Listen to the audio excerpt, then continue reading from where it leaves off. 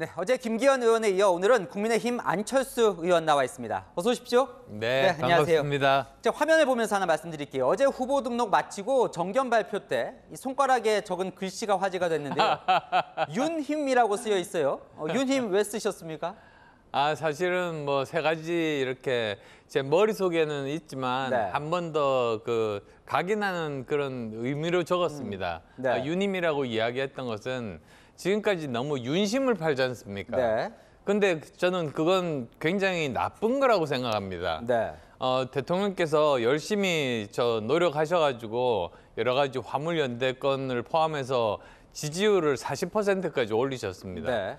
그러면 당에서 할 일은 마땅히 또 다른 어젠다로 당의 그 지지율을 올려서 합해서 50%를 넘어서 내년 총선에서 이겨야죠. 네. 근데 그게 아니라 자기는 아무 일도 하지 않으면서 윤 대통령께서 그 고생해서 올린 40% 네. 그냥 팔아먹겠다는 거 아닙니까? 네. 그래서 저는 윤심을 파는 후보가 아니라 네. 윤힘을 보태는 후보가 되겠다. 그렇게 말씀드린 거죠. 네, 그런데 저희가 좀 취재를 해보면 대통령이 이 윤심 파는 후보가 있다. 이렇게 이제 주변에 불쾌감을 좀 표했는데 그게 오히려 안철수 의원을 뜻하는 거다. 이런 해석이 나왔는데요. 어떻게 보십니까?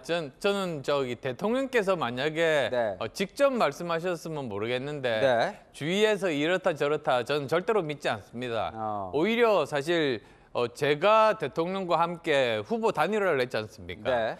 제가 우리의 그 110대 국정과제를 설계한 인수위원장 아닙니까? 네. 근데 제가 흔들리고 저를 못 믿는다면 이 정부 존립 근거 자체가 흔들리는 거죠. 네. 그거 굉장히 위험하고 그런 스텝이 있다면 저는 대통령께서 잘라야 된다고 생각합니다. 네. 그러니까 대통령이 직접 그런 얘기를 했을 리가 없다라고 지금 계속 얘기를 하시는 거예요. 그죠? 저는 그렇습니다. 네. 그러면 김기현 의원은 어제 이 자리에서 이렇게 비판을 좀 했어요. 대통령과 독대도 한번 못 해놓고 윤심이라고 하는 건 너무하지 않느냐.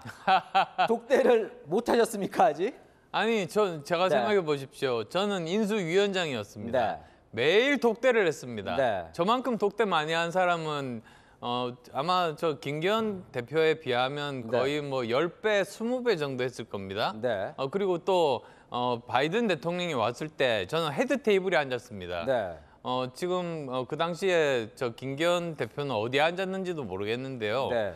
직접 대통령께서 일어나셔가지고 바이든 대통령한테 저 사람이 이번에 1등 공신이라고 소개까지 시켜주셨습니다. 네. 근데 무슨 뭐 독대를 못했다 그런 이야기를 합니까? 자, 장제원 의원이 임명직을 맡지 않겠다고 밝혔습니다. 그동안 안 의원 캠프에서는 김기현 의원을 찍으면 장제원이 된다 이런 말도 했었는데 이제 그런 우려는 그럼 사라졌다고 보십니까? 글쎄요. 저는 아직 사라지지 않았다고 생각합니다. 네. 왜냐하면 아무리 직을 맡지 않더라도 또 네. 뒤에서 조종할 수도 있지 않습니까? 네. 그래서 그런 그 여러 가지 국민 내 불안감을 해소시켜 줄 수 있는 그런 정말 방책이 있다면 네. 그거까지도 내놓아야지만 된다. 저는 그렇게 생각하고 있죠. 네, 자 친윤 세력들은 이번 선거를 친윤 대 반윤으로 해서 이제 안 의원님을 이제 반윤으로 이제 하는 구도를 짠 것 같아요. 동의하십니까? 아니면 어떤 프레임이라고 생각하십니까? 아니 이번 제가 선거는? 반윤이면 그러면은 제가 왜 어떻게 대통령과 함께 네. 같이 정부를 구성하고 그리고 또 110대 국정과제를 만들었겠습니까? 네. 제가 반윤이라고 한다는 말은 이 정부의 존재 가치를 부정하는 이야기입니다. 네. 저는 그것보다도 오히려 이번 선거에서 정말로 중요한 것은 친윤이냐 비윤이냐 반윤이냐도 아니고 네. 또 어느 누구와 연대를 한다 이것도 아닙니다. 네. 내년 우리 총선에서 누가 일당을 만들 수 있을 것인가 네. 저는 거기에 집중해야지만 된다고 생각합니다. 네. 거기에 우리나라의 명운이 달려 있다.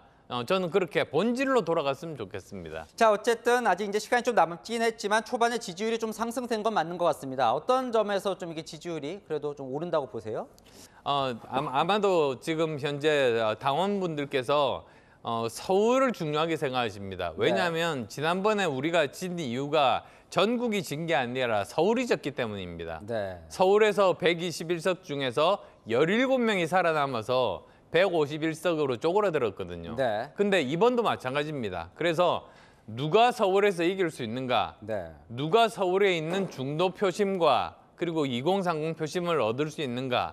누가 사천을 하지 않을 수 있는가. 네. 이런 면에서 저에 대한 신뢰, 기대가 많다고 생각합니다.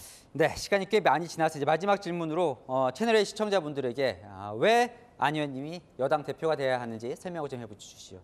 저는 이번 대통령직 인수위를 맡았습니다. 그 일을 완수하기 위해서도 반드시 우리가 제1당이 되어야 됩니다.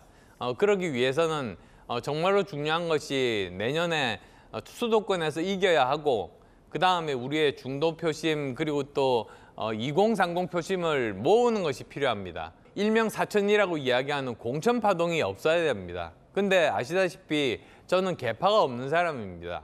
저는 오히려 정말로 그 지역에 있는 사람들이 존경을 받고 있는지 그리고 또 그 지역 발전을 위해서 일하고 있는지 그리고 또 의정 활동을 제대로 잘하고 있는지를 정말 객관적으로 평가를 해서 정말 압도적으로 잘하고 있는 분 같으면 공천을 드리고 그렇지 않다면 서로 경쟁을 붙여서 경선에서 이기는 사람이 거기에서 공천을 받는 것이 맞다고 생각합니다.